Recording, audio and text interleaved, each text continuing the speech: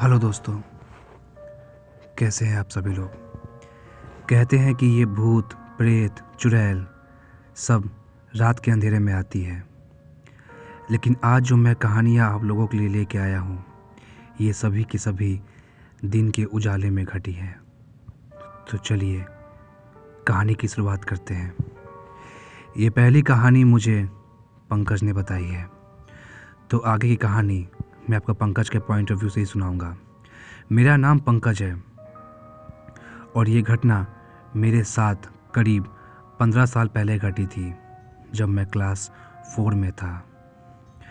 हुआ कुछ ऐसा कि जहाँ पे मेरा घर था वो कॉलोनी अभी बनी रही थी। कहने का मतलब है कि उस कॉलोनी में बहुत कम घर थे। मेरे स्कूल और मेरे घर के बीच में जो रास्ता था उसमें से एक रास्ता ऐसा था जैसे कि वो रास्ता पूरा लंबा है और उस रास्ते के दोनों साइड बड़े बड़े खुले मैदान हैं।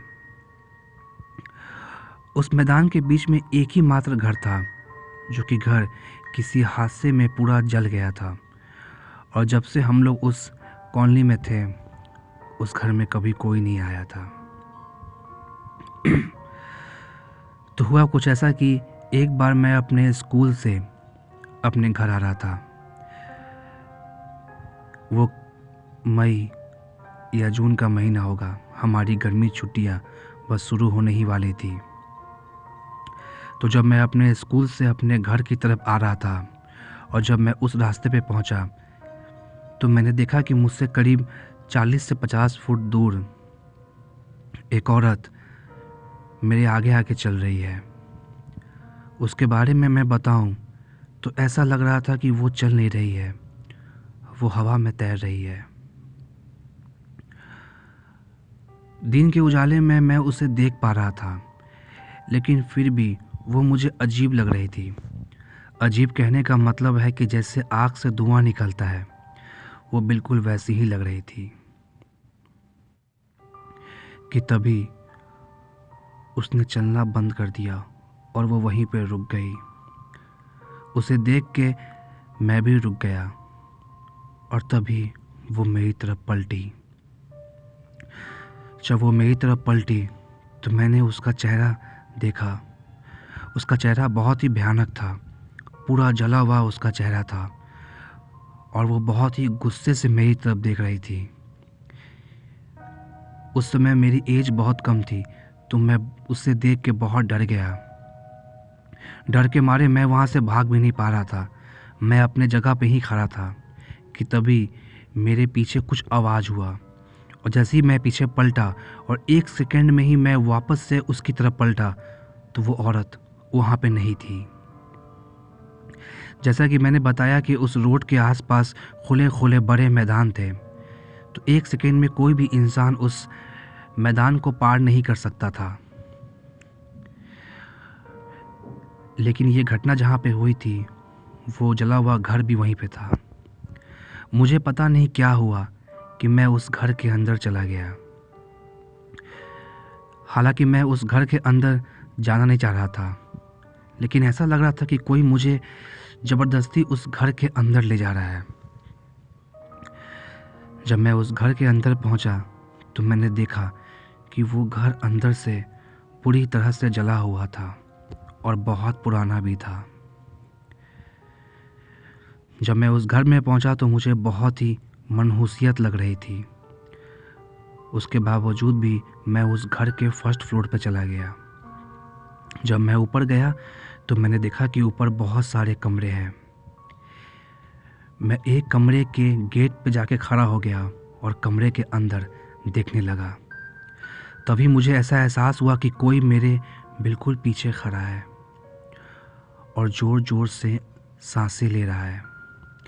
वो मेरे इतने करीब मेरे पीछे खड़ा था कि मैं उसके सांसों को साफ साफ अपने सर के पीछे महसूस कर पा रहा था। और वो जो कोई भी था वो सांस लेते लेते एक गुस्से वाली आवाज़ भी निकाल रहा था।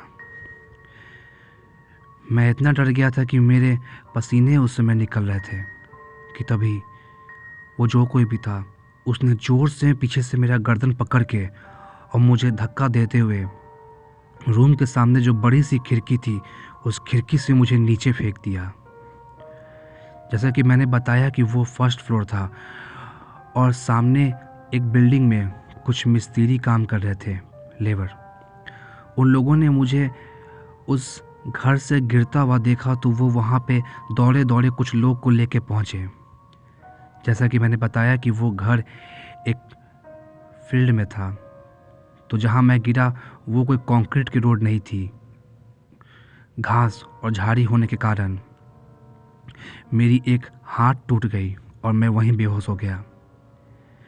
एक दिन बाद जब मुझे होश आया तो मैंने सारी बात अपने पेरेंट्स को बताई। उस दिन के बाद से मैं उस रास्ते से कभी भी अकेला अपने घर नहीं आता। ये जो अगली घटना मैं आप लोग को बताने जा रहा हूँ, ये घटना मुझे प्रीति जी ने बताई है। हुआ कुछ ऐसा कि एक बार छुट्टियों में प्रीति अपने नानी के घर गई हुई थी। प्रीति के नानी का घर झारखंड में है। प्रीति के बहुत सारे दोस्त उसके नानी के घर के आसपास ही रहते थे और वो सभी लोग हर शाम एक फील्ड में खेला करते थे। उस फील्ड के बारे में मैं बताऊं तो वो फील्ड गांव के बिल्कुल अंत में था। कहने का मतलब है कि वो प्रीति के नानी के घर से ज़्यादा दूर तो नहीं था, लेकिन उस फील्ड के आसपास कोई भी घर नहीं थे। बस वो एक खुला सा बड़ा मैदान था और उस मैदान में बहुत सारे पेड़ थे।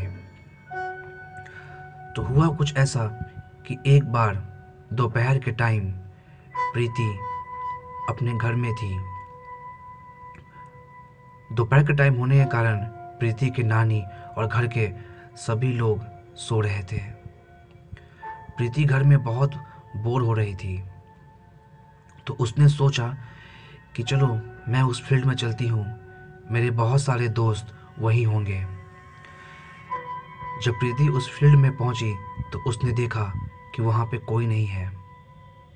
दोपहर के टाइम होने के कारण उसके कोई भी दोस्त वहाँ पे नहीं थे। प्रीति ने सोचा कि मैं थोड़ी देर वेट करती हूँ, मेरे दोस्त आ ही जाएंगे। और वो एक पेड़ के नीचे बैठ के अपने दोस्तों का इंतज़ार करने लगी। दोस्तों, मैं आप लोग को बता दूं कि ये घटना प्रीति के साथ आज से करीब 20-22 साल पहले हुई थी। जब प्रीति पेड़ के नीचे बैठ के इंतज़ार कर रही थी, इंतज़ार करते करते वो बहुत बोर हो गई। आधा घंटा बीतने के बाद भी उसके कोई भी दोस्त वहाँ पे नहीं आए। तभी उसकी नज़र उसी फील्ड में एक जामुन के पेड़ पे गई। उसने देखा कि बहुत सारे जामुन उस पेड़ में फड़े हैं। प्रीति को पेड़ पर चढ़ना अच्छे से आता था। उसने सोचा कि मैं एक काम करती हूँ, जब तक मेरे दोस्त नहीं आते हैं मैं बहुत सारे जामुन तोड़ लेती हूँ। जब मेरे दोस्त आएंगे तो मैं उनको भी खिलाऊंगी। वो जल्दी जल्दी उस पेड़ पे चढ़ गई। वो पेड़ बहुत ही घना और बहुत ही बड़ा था। वो पेड़ के एक ऊंचे वाले डाल पे बैठ के जामुन तोड़ रही थी और खा रही थी कि तभी उसे ऐसा लगा कि जिस डाल पे वो बैठी है उसके बगल में कोई और भी है। जैसे ही उसने अपनी नज़रें घुमाई तो उसने देखा कि एक औरत उसके बगल में ही बैठी है उसी के डाल पे। ये देख के प्रीति बहुत घबरा गई, क्योंकि उस औरत का चेहरा भी बहुत ही अजीब था। उसके बारे में मैं बताऊं तो उसका चेहरा पूरा काला था, आंखें लाल जैसे कि उसमें से खून निकल रहा हो, बाल पूरे बिखरे हुए, और वो बहुत ही अजीब ढंग से प्रीति को देख रही थी। दोनों एक ही डाल पे थे। उस औरत को देख के प्रीति के पसीने निकलने लगे कि तभी उस औरत ने बहुत ही अजीब ढंग से बोला कि मुझे तुम्हारे बाल चाहिए। जब वो बोल रही थी तो ऐसा लग रहा था कि वो नाक से बोल रही है। बोलने का मतलब कि उसका आवाज़ नाक से आ रहा था। प्रीति डर के मारे कांपने लगी कि तभी प्रीति की नज़र उस औरत के पैरों पे गई। जब उसने देखा तो पाया कि उसके पैर उल्टे हैं। वो समझ गई कि ये कोई चुड़ैल है। प्रीति जोर से चीखी, लेकिन जैसे ही वो चीखी कि उसके साथ साथ वो औरत भी जोर से चीखने लगी और चीखते हुए प्रीति के बालों को अपने हाथों से पकड़ लिया। प्रीति इतना डर गई थी कि डर के मारे वो पेड़ से नीचे गिर गई। लेकिन जब वो नीचे गिरी तो उस चुड़ैल ने उसके बालों को अपने हाथों से पकड़ रखा था। प्रीति सर के बल जमीन की तरफ गिरी और गिरते ही सर में चोट लगने के कारण वो बेहोश होने लगी। बेहोश होते होते भी वो ऊपर देख रही थी तो वो देख पा रही थी कि वो चुड़ैल किसी छिपकली की तरह पेड़ से नीचे उतर रही है और प्रीति के बहुत सारे बाल उसके हाथों में ही हैं। जब प्रीति को होश आया तो उसने देखा कि वो अपने नानी के घर में है। उसकी नानी, उसके मामा सब उसके आसपास खड़े थे। उसने सारी बात अपने घर वालों को बताई। उस दिन के बाद से प्रीति कभी भी उस फील्ड में अकेले खेलने नहीं गई। दोस्तों, अगले वीडियो में मैं आप लोगों को कुछ और भी कहानियाँ सुनाऊंगा जो कि दिन के उजाले में लोगों के साथ घटी है।